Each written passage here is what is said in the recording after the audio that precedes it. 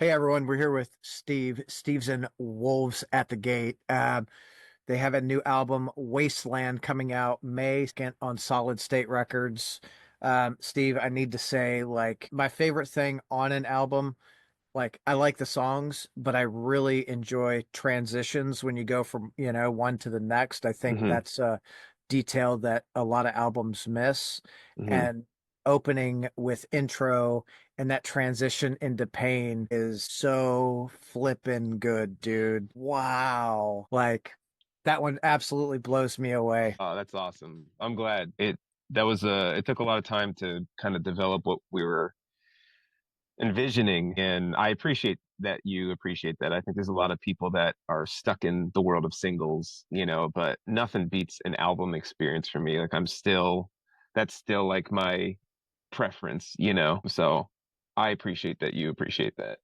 Yeah. Yeah. So I am too. I'm pushing 50 right now. And, for me, it was a time where you had your singles, but those singles only drove you to the album so you could Yeah, experience the whole thing?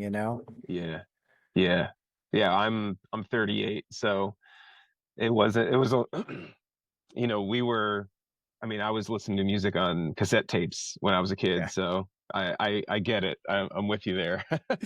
It's funny. My wife and I have been, like you do every couple of years, you declutter and you go through all the stuff. And I found a box of tapes. So cool. Oh my God. Like I love that I have it, but I hate tapes. Like I gotta wind Yeah. it and stuff. Yeah, it is frustrating, but that was how I was able to get music early on.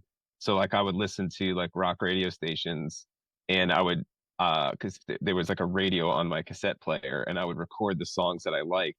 But I had to like sit there and wait for those songs to come on and then press record, and then I had them to listen to. I guess that was like the early days of pirating. Yeah. Yeah. Well, and that was, back in those days there was a lot of like I was involved in a lot of tape trading. So if someone bought an album and they thought, man, this is really awesome. They'd record you'd get a whole Yeah, tape of these different songs from different bands and send it to you and you're like, dude, yeah, that's so cool. that's awesome. Yeah, I love that. There is something, I think there's a little bit of like that tactile discovery that's lost a little bit because you can just skip through stuff, and it's also just a sea of so much more music. With the bad comes the good though too, because we get so much more music. Yeah. Yeah. I mean, it's literally an ocean of music. Oh my gosh. How do I Yeah, ever? yeah, yeah, totally. So what got you started playing music? Uh, yeah, so I had a very similar like musical journey for a lot of guys, I guess my age, where I started off listening to like classic rock because I my dad owned like a construction company, and so that's what the guys listened to. So even when I was young and I was just like sweeping up stuff and a helper, they'd be listening to Led Zeppelin, and I really got into Led Zeppelin. Just thought it was so cool. And then through that, Nirvana, Metallica, and then through more so like Nirvana, then as Green Day started to get more commercial success, Green Day, and then you kind of go like, are there more bands like Green Day? And so like all those influences started shaping of this thought of like what other alternative music is there. And then through that, I found bands like Blindside was a big like shift again because they were more edgy than some of those other bands. With the screaming weird time signatures, their music really is kind of like wacky and one of one. And then that kind of just took me on a trajectory of, finding other bands. I remember I had a friend of mine who his name's Jordan. He would find bands and tell me about them, and I didn't know anything. And one of those bands was a band called Blood Brothers. I don't know if you ever heard of them, Mhm. but they had two screamers. Like this is like years ago. This is like early 2000s, and I went to a show, um, and I'd never even heard the band before. It was Blood Brothers and Against Me. And Against Me is kind of like a punk band, and Blood Brothers was more kind of like post-hardcore. But I just started finding more bands like that, and then really the bands that like made me want to make music were like Thrice and Thursday and A City's Burn. Those are probably like the three bands that made me go, okay, I want to make something like this. This is really cool. Because all those bands kind of like there's a little bit of like old school Metallica in early Thrice. Like people that know Thrice now, they don't know what they used to Right. be. It was like fast, like very Metallica type riffs, but very melodic at the same time. So it was like scratching a lot of itches for me. And Um, I think all those bands, like especially in those early 2000s, mhm. those bands really for the listener made the listener go, man, I could do that.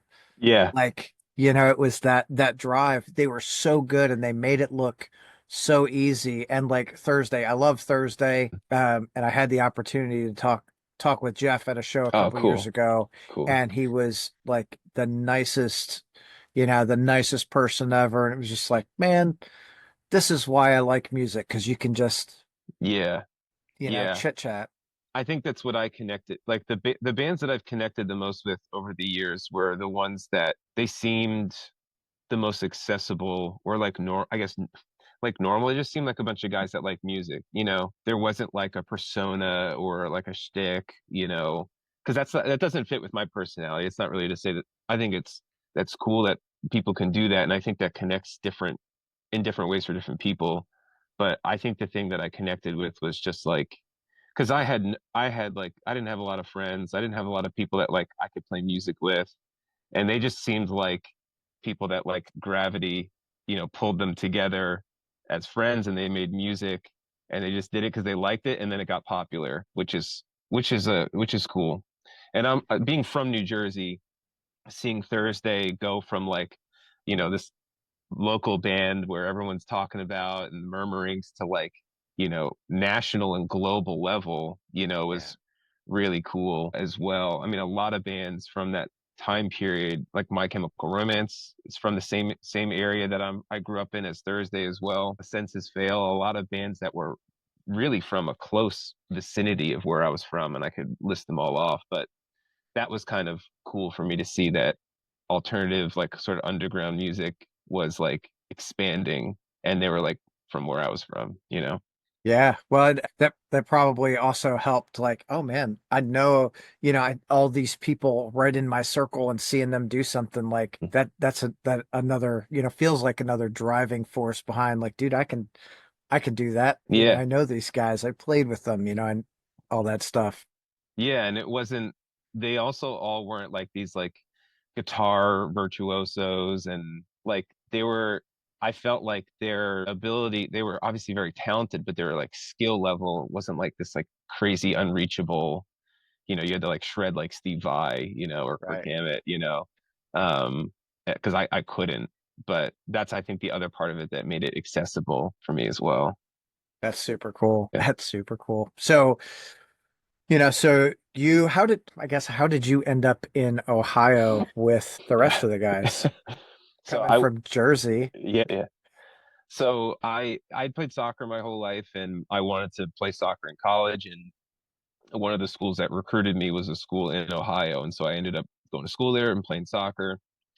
And always wanted to play music. I always want to start a band. I could only ever get like one or two people, and we were always like missing a drummer or a guitarist or a vocalist.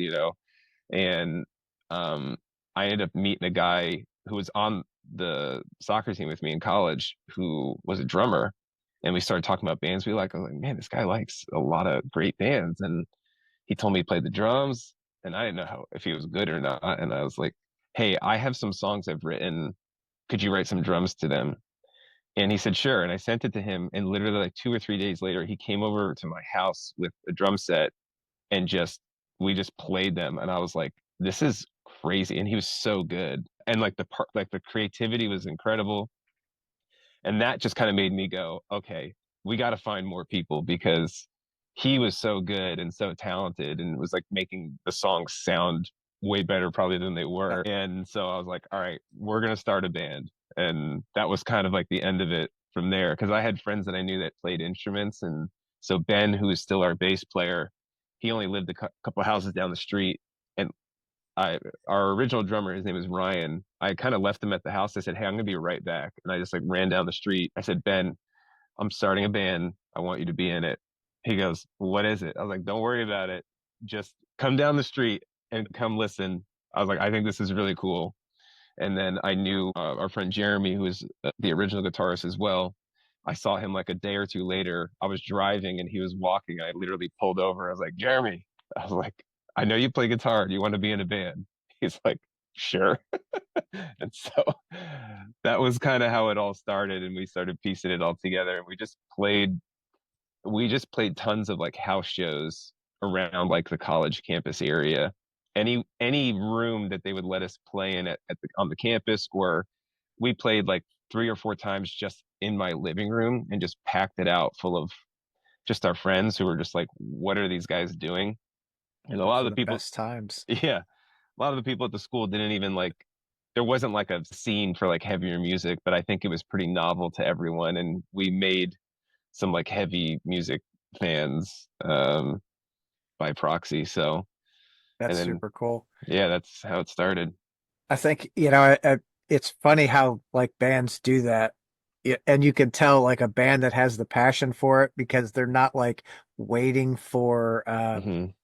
waiting for someone to offer them a show. They like make it happen. Like, oh, Yeah. we're gonna play in our living room, or we'll play in the garage, we'll play in your deck. I don't care. Like, let's Yeah. just play. Yeah. Uh, Yeah. And we've played probably everywhere possible. We've played in pizza shops, tattoo parlors. We played on the back of like a flatbed trailer, you know, just anywhere. We basements, nothing. We actually played in the back room of a funeral home one time. We didn't know that showing up, but that's where the venue was. wow. Have you played Yeah. at Denny's? No, we haven't had the privilege. That'd be so hilarious. That's Yeah. the next stop is Denny's. I feel like it's like a rite of passage now for It bands. is. Yeah, Denny's are. I think the latest one I saw was like Waffle House. Like, Yes. how do you even Nice. set up in a Waffle House? There's like no room, but whatever. That's awesome. So you mentioned funeral homes here. Hmm. So I live in Louisville. One of the big funeral families. They've got quite a few like funeral homes around. One of the children, which I say children, he's probably somewhere between our age. He's an engineer. So he would set up in the funeral homes like recording studios, Wow. like while it wasn't like a dilapidated funeral home. Yeah, He would set up and you'd go in there and record and then they'd get done and there'd be a funeral afterwards. that's wild. So that's ironic because the first demo we ever recorded, our friend, he actually rented an apartment in that same, there was like a room that he rented in that funeral home and he recorded bands. And the first demo we ever recorded was in the basement of a funeral home. And nobody told us that that's where this room, his like room was. And we're like, why are we at the funeral home? And so we always titled those demos the funeral home session. So you got to put them out on vinyl now. Like, hey, it's the funeral home session. It's like, what the hell? Yeah. It aptly it sounded like death. So it was it worked. So it's never going anywhere. Yeah, no. So that, it sounds like you guys had a really fun, like interesting start. And Hmm. I love to see like the passion and the Hmm. drive behind it. You guys are now, what do you guys, is this your fifth full length? No, this is our sixth or seventh if you don't count we did a cover album. Okay. Yeah, but this is our sixth original, yeah, full length. Gotcha. Yeah. Okay, I was close. Like Yep. you guys had, I think I was trying to read as much as possible this morning, so I'm probably gonna screw a few things up, and I apologize. Looks like you guys had some EPs like in Hmm. between some of those full lengths, so I'm trying to like decipher. But the growth that you guys have seen, I'm gonna tell you, like Wasteland for me, out of the works that I've listened to the last three full lengths. Wasteland sticks out to me like it seems like the best produced. It has the most attention to detail for me. And like I said, like the way that it opens so heavy. Hmm. And I was like immediately like, Wow. Like, Awesome. was that like a conscious decision for you going into it? Yeah, and it's uh it's interesting, making music for as long as we have. And the thing that I realized about making this album is there's still so many things that we haven't done that I want to do. And it's so easy to forget a lot of those little ideas you have. And we just, we don't want time to pass us by and kind of just keep making. We really wanted to like challenge ourselves to maybe just think differently. Again, like sixth album, we've been doing this since 2008, so it's a long time. And just trying to find a new way to challenge ourselves and push ourselves. And with that just come it's fun because um I think it creates something different and something special, hopefully. And I think that's what has started to happen with this album. And really my favorite is when I have like a vision of what something should be before I start creating it, because then I kind of like I already sort of have the idea.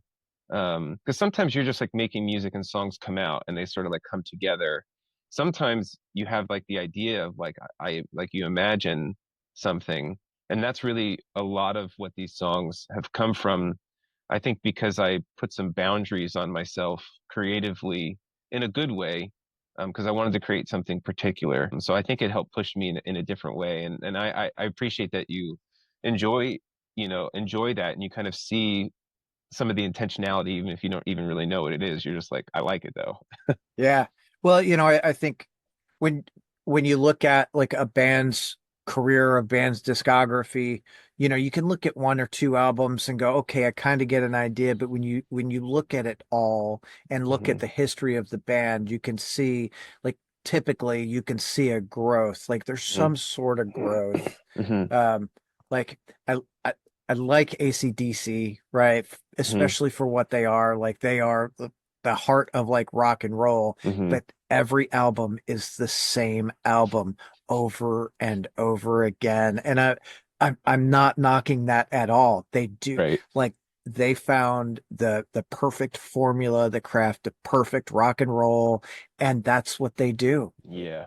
I also enjoy when a band can go, you know what? Like, I want to try this. I want to push this out a little bit because this Hmm. is something that interests me, or interests us as a band, Hmm. and you can see that, right? Like, it sounds like you did some co-producing on this album and you really dug into some other producers to get some direction on how to like form that. So, what was that like for you? Like, how much detail did you get into with those other guys?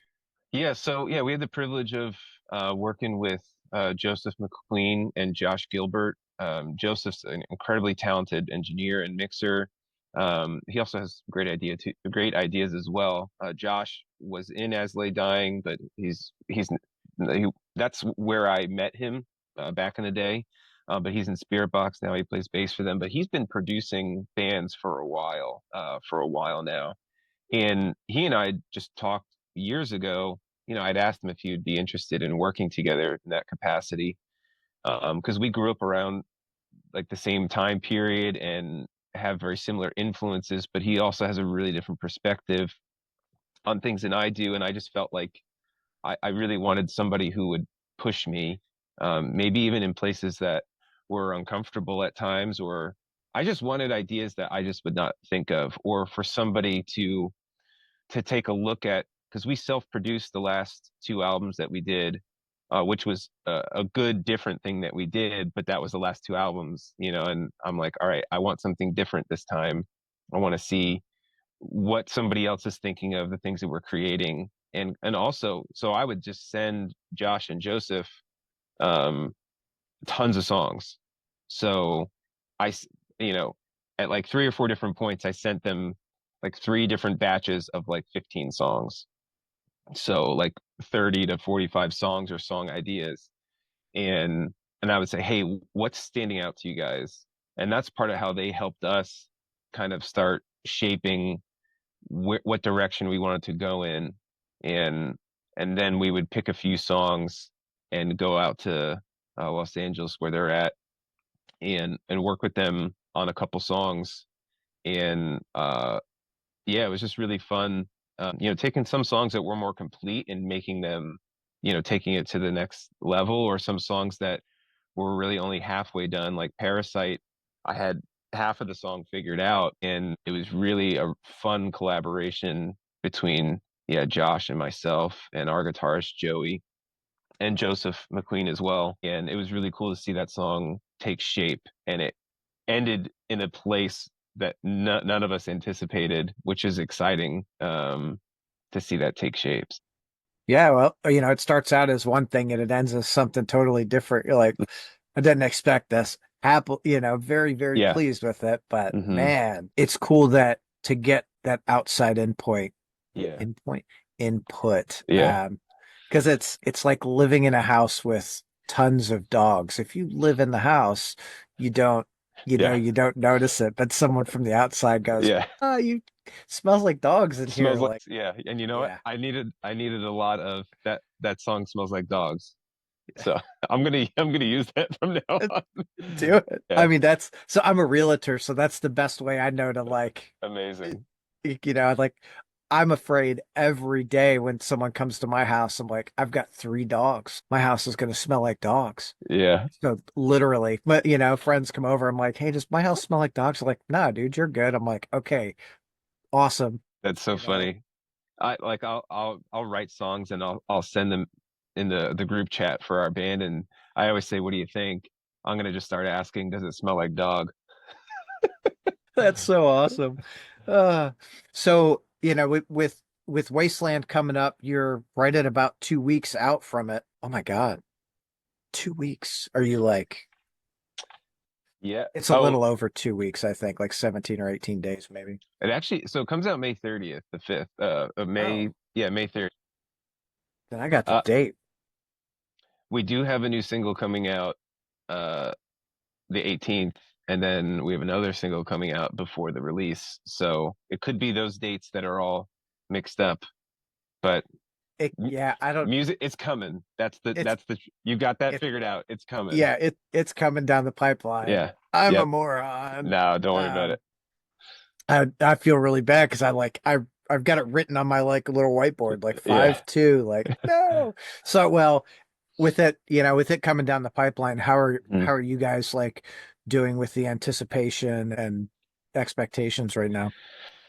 Well, we're really pleased with how it's been received so far. And, you know, the thing that's exciting for us is, this is really just part of the journey, and there's more to come. And I think that's what's exciting for us. We've been sitting on these songs for a long time and have been working in the background on other things as well. So it's exciting. We Bands always just sit on music way longer than you ever want to. Yeah.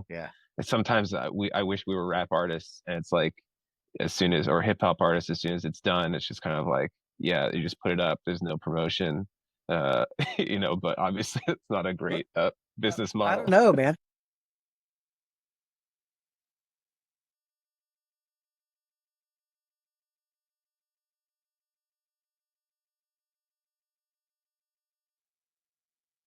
Yeah, I know. I mean, I leave those decisions to better people, and the people at our label are good about that. If they told me they want to do that, I'd be like, that's great. I love it. At the end of the day, I just want it to get out there, but that is not my area of expertise, Yeah, marketing, you know. mine I either. I just feel, yeah, I feel very lost in that world. But thankfully people have found us over the years, and I guess we're doing something right to that effect. Hopefully I think so. hopefully we just make good music. That's my like main concern. What kind of upcoming tours do you guys have planned that have been announced, or do you want to announce? No, we don't have anything that we have announced or can announce at the moment, but we do, yeah, we are very much looking forward to getting on the road and playing these songs. Um, So yeah, Right that's on. that's it for now, but just lots of more music to come. You got another like 73 songs waiting in the wings right now. Like, It's very possible. I mean, yeah. there's a lot of music on my computer, I'll tell you that. Oh, I'm Yeah. sure. I Yeah. think a lot of Yeah, it's just it's fun. I always wondered if I would get tired of it, and I haven't. I really enjoy it. And honestly, I get so much joy out of there's tons of songs people have never heard that I still enjoy. It's just because I like making it. Sometimes people say, they might people might think like you only enjoy it because you get like feedback from people, but I have so much music, so many like side projects I tried to like start that I've written like a whole album. It's never been put out, and I just like doing it. Maybe I'll put it out one day, but yeah, I don't I know. mean, Prince was like that. I think they Yeah, said when he passed, he had 3,900. amazing. Like, Yeah, I mean, I guess it's similar to the effect that I played soccer competitively and I really enjoyed that, but I'm 38 and I still enjoy playing in like a men's league, and it doesn't matter, like nobody cares, nobody comes to watch, just a right. bunch of, guys go, and I just played last night, it's just I realized, a while ago, like with soccer, I just love the game. I enjoy that. And with music, I just love music, whether it's listening, but I think especially creating. It's just fun. It feels like a treasure hunt, you know. And sometimes you don't like the treasure you found. It smells like dog. And sometimes it doesn't. Sometimes you're like, "Oh, it's like Yeah. lavender and roses and stuff." Oh, that's so great. Now Mhm. I expect the next album to be like It Doesn't Smell Like Dog. Yeah, that's gonna be the album title. That's the name. Oh, you crack me up. So what, over the next 12 months, what like goals or thresholds do you have or, hope to cross or with Wasteland coming out? Obviously, like, we always want to expand, you know, our audience. And that's part of what we were trying to do with the new music as well, is maybe embrace some things, some elements that we love about music that we really haven't. And so we're hoping that, you know, can help expand in that way. We're also just trying to create something different than we've done, not just musically, but in regards to the content, and maybe having a little bit of a more of a bird's eye view with what we're trying to create, or a bigger picture in mind, rather than um, either a bunch of isolated song ideas, but to really like think about like what are we trying to create, um, sort of looking looking past the immediate, if that makes sense. And um, we also just always recognize like we don't know how long we'll be afforded this privilege to keep making music, and so we're just trying to think about what are things that we would want to create and give to people and leave with people. Because a large part of what we're hoping to do is to, you know, I grew up I grew up in the church, and I grew up with what I would say is a bit of a misunderstanding about who God is or what my faith was. And that's a large part of what I thought my faith was, rather, or my lack thereof. And a large part of what we've just tried to do with our music is to kind of cut through the dark of what sort of happened within the realm, I would say, in American Christianity, and to help people understand maybe in a more pure or clear way of who God is. And people talk about Jesus. Why did Jesus come? What was he actually about? What does he want? What does he not want? What did he come to do? And I think with Wasteland, and hopefully moving forward, we're trying to maybe provide clarity on that in a different way than we ever have before. And so I've always loved the idea of stories and storytelling in music. It's really powerful. Some of my favorite songs I've ever heard kind of tell stories in the song, and I think music can be such a powerful way to convey sort of like a soundtrack to that story. Um, and so that's been exciting for me to delve into. I've always done that with like a song or two, on an album, but never maybe a more bigger picture perspective. Yeah, that's wild. You know, I'm not like I'm not a religious person. I'm not gonna I will never talk shit about someone who is, Hmm. because that's just not my journey. Like, do your thing, you know what I mean? And believe what you believe. Don't let someone like sway you on what that is. So I think it's cool that you make that conscious choice to do that and put that out there and do that thing, mainly because I think people are so afraid to be who they are. Yeah, and that's really the reality of what it is. Sometimes people say you're trying to shove your beliefs down our throat, and it's like, if that's what you think shoving my beliefs down your throat is, like, I would hate to see what that, somebody who's actually like really abrasive. I'm just trying to embrace who I am, and not because I want people to see who I am, but because of the impact and the change that I've seen happen in my life, and really is my understanding of my need for Christ and what he offers and being a savior. And I just believe that wholeheartedly, in the same way that there are bands that a big part of their message is about, preservation of the earth, or, some people who want to fight for animal rights, or they're very political. It's very interesting to me that, as a society, I think people can get more upset by a band talking about their religious beliefs and not a band talking about their political beliefs, although that is You know, becoming much more of a hot topic nowadays. it is. And it's funny because I think people are they're more drawn to an argument against a band who shows their like Christian beliefs Yeah. than even a band that is like shows their satanic beliefs, Hmm. right? Like Yeah. there's not cool, you worship Satan. Everyone's like, who Hmm. cares? But someone goes, oh, I'm Christian. It's like, oh my God. Yeah. I think some of it is like baggage that some people have with maybe their interactions with Christians, and I understand that. I'm not blind to that. And also just the way that I think our culture in America, how they've had to interact with a lot of those that claim to be Christian. I'd say it's a pretty awful, and I'm not ashamed to say, an evil representation of what I think true Christianity is. I think the biggest and most visible and loudest voices are the most wrong. But that's, unfortunately, it sort of just feeds the masses, rather than it kind of feeds what people want to hear anyway. It's kind of like, if you want to villainize something, find the villain, you know.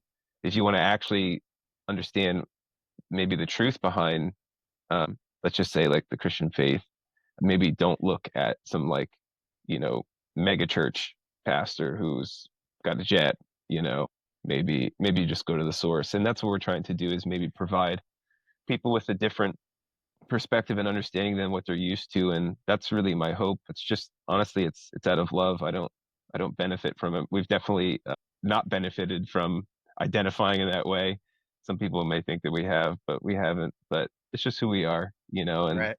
it's who I am outside of Wolves of the Gate. That's and hopefully anybody that knows me would agree with that. And if not, then I need to do better. Whatever, maybe they need to do better. I think, I think you're right there. I think the loudest voices aren't the most right, Mhm. especially like when we look at our political landscape today. I'm so like, I don't want to say I'm anti-politics, but like the politicians that we have, like these are not our best choices. There is No. absolutely no way. And it's you either have extreme one way or extreme the other, when the majority of us are more middle of the road. Like, hey, listen, I love Yeah. you as a person. That doesn't, like this is where we are. Like, do your thing. I often wonder if, because you were saying the majority of us, I actually wonder if that's probably more so the minority. Because I tend to think that our elected representatives are actually pretty representative of, like, this is what the people want, apparently. And I think that's what is sad, is that you see there obviously is a contingency of people that don't want that, but there's lots of people that, regardless of what their party puts up, they're going to just defend it, to the death, you know. Well, maybe a little bit, but I also think that like the campaigns who throw the most brash BS Hmm. out there get they get the most like notification, and then the majority of people, I wholeheartedly Yeah. believe the majority of people are middle of the road and Hmm. they don't pay enough attention to Mm. what's really going Yeah, it's on. possible. They hear, oh, I hear this name the most. Cl- Yeah. That's who I should vote for.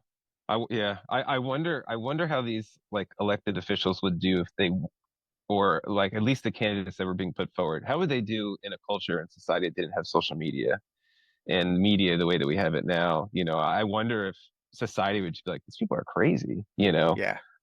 because you're forced to actually interact with not sound bites but there's a sense in which I think things have always kind of been the same. We're just seeing a really extreme expression of what has always been the same, and it's pretty abysmal. It's When sad. Yeah, when we go overseas, you know, like people are always just like they're always asking us like, you know, tell us about Donald Trump. I'm like, I don't know what to tell you about the guy. I like, they're looking over the pond and going like, it's wild over there. We're like, yeah, you're right. And unfortunately, like I can't really defend a lot of what happens, in our society and our political structure. And, we are a democracy, but in a lot of senses, it just feels like, man, we just have such little control of what goes Yeah. on, and thankfully for me, like my hope is not in a political leader being the one to, to, Lead us to salvation. yeah, well, and even to just protect the things that I actually think are valuable. I can't put my hope and my trust there because that's what will make you anxious and bitter or angry or, you know. Yeah, I mean that's where I think the majority of our issues come today, like Hmm. it doesn't matter what side's in office, they're doing whatever they feel. And Hmm. I wholeheartedly believe that there's not one side that's for the people. They're Oh, all they're all against yep. us, you know what I mean? Like how can we Yeah. take another dollar from you on that $1.50 that you made today? Like hold on. Can we slow down? Like, Yeah. please, I gotta eat Yeah. today. Like, Yeah. They're it's not altruistic. They're not philanthropists. They're no, not there thinking that they're truly servants of the people because it is. All of those positions are positions of service. And that's what's really, I think that's the thing that's most disappointing is I think there are people that want to serve in public office that actually want to like serve in public office, but that doesn't work that's not like you can't sell that quote unquote in today's society. That's not a good selling point, you know? nope. And unfortunately, but that's what it's supposed to be is you're supposed to be taking a position of service of the people, but that's Yeah. How would most of these people act if we said, "Hey, listen, you can be of service, no salary, you get no like insider trading. I'm out," yeah, for real. Like, Yeah, oh, for come real. on. I know. So, uh, we'll finish this on a positive note. I'm all for it. I want to get Oh, out of that. yeah, me too. So fast. So out of all the places that you've played, where have been like the most impressive to you where you were like, man, I never thought we would play this town or this country or whatever. I mean, I loved being in the UK. There's a lot of bands from the UK that I'm a fan of. I've been a fan of over the years, so it's like something I also just have massive respect for a lot of the bands. The scene that's created in the UK, I feel like they're always kind of pushing the boundaries in cool ways. So it was cool to get to play out there and in other places in Europe and Germany.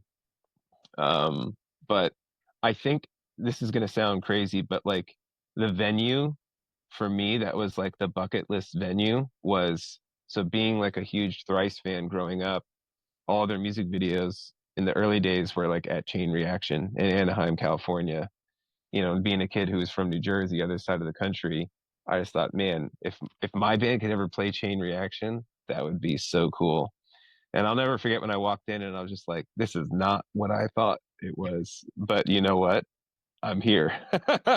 So, and it's still like, I still think it's a cool venue. So that was That kind of, yeah, that was kind of like a full circle moment for me. that's super cool. Yeah, I think, for me, like I always like it when a band's like, man, I really wanted to like go to this place for whatever reason Mm. and to have someone right? That helped drive you to put you in this position and to play something like that. It's Hmm. like, that's so fucking cool. You Yeah, know? and honestly, all the places that we've played that I thought were cool were just from bands that I saw like live videos of, when I was younger, like the House of Blues in San Diego, I'm trying to think of some other venues like the Newport in Columbus, where I saw like things that were filmed at those places or live videos from there or photos from there from bands I liked. And it was surreal to basically be able to go like, oh, I played there. And that's where that band I love played. Right on. And what band have you always wanted to like play with? Or did you grow up going, man, I really want to play with this band? And then you played with them and you were like, this was so awesome. I think I think one of the bands that I remember, we played a number of like festivals that Under Oath was playing. That was pretty cool for me to be able to experience their live show as a fan, but also experience it like side stage. Yeah. That was cool. Another band that we toured with that, I wasn't like a kid when I started listening to them, but like it was before we were signed. August Burns Red, we got to tour with them, and those guys were super cool, really kind to us, and it was just great watching them perform. Just so talented, so solid every night. And so well, we did get to play with Thursday once before we were signed. There was like, do you remember the tour Taste of Chaos? Yeah. So they did that tour one year, and there was always a battle of the bands that they would have for each date so that a local could open. And we won the battle to open up for that show. And part of the process of what band got to play was the headliners got to pick the bands, um, from like you had to like enter a contest, play a show, and then based on like the judges there, they then sent the bands to the headliners, and we were picked, and I was just like floored. So we played the show, and I actually got to talk to Jeff, the singer, after the show. I didn't realize that they got to pick us. He's like, "Yeah, I listened to your music. It was really good. That's why we picked you." I was like, "What?" And I was just kind of just like my jaw was like on the floor. And I started telling him where I was from, and he's like, "Oh my goodness, we're like from the same area." So that was like another show that stands out for me for like a band we got to play with. That's, So that's super cool that they actually chose you guys to play that show. Like mhm. that's gotta for you, that's gotta be like, man, like It felt like a mistake. I felt like I misheard him, and maybe I did, but that's how I remember it. I don't think you misheard him. I think they actually enjoyed you guys and they, were like, oh, awesome. Like, let's get these guys. Yeah, yeah. So that was cool. That's super cool. Okay, Steve, I know you got things going on today. Um, dude, I appreciate your time more than you know. I know it is the most valuable thing that we have. So every second that you've let me spend with you, I greatly appreciate it. I loved sitting here chatting with you, dude. Same. Yeah, I enjoyed the conversation, and yeah, talked about fun stuff, cool stuff, and I just appreciate that it was a different conversation than, Yeah. I love doing podcasts, and so it's just fun hearing things from people's perspective, and yeah, good chat, man. Hell yeah. Dude, I hope that Wasteland exceeds what the band expects from it by far. I'm looking forward to the release. I'm looking forward to seeing more stuff happen for you guys. I wish you the best of luck and I hope you have a great day. Thanks, you too, man. We'll talk Thanks, soon. dude. Yep, See ya. see ya.